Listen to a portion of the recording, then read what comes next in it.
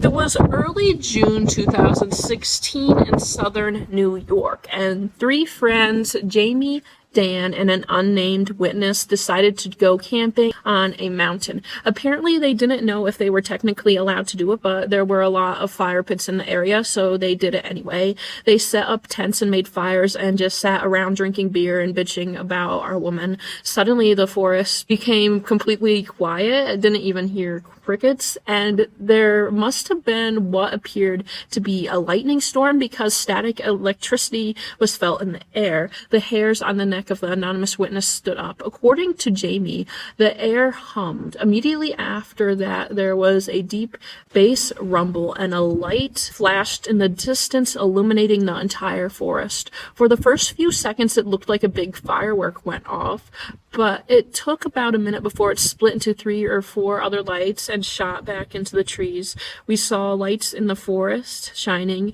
and then there was a big gust of wind and it was gone. Everything smelled like it had rained, but it never rained. The witness didn't know what to do, but decided it was probably just a meteor and went back to talk to each other. Around 2, they decided to go to bed. The unnamed witness and Jamie slept in a tent, but Dan decided to sleep by the fire. About an hour later, Dan wakes the others by shaking them and saying that something big has been watching the fire. The creature was about 50 feet away from the fire, and he thought it might be a bear, but it was standing on 2 legs and swaying back and forth as if it was trying to get a better look at him. While Dan was speaking to the witness about this, all 3 of them heard a loud cry, which apparently sounded like a pig being slaughtered, but was deeper and made the ears of the witnesses ring. Apparently 3 or 4 other creatures ran into the campsite as coals were kicked up from the fire and landed on the tents. The dogmen kept running up to the tent and then quickly ran back in the forest. One of them screamed again and grabbed the tent pole and dragged the whole tent a foot or 2.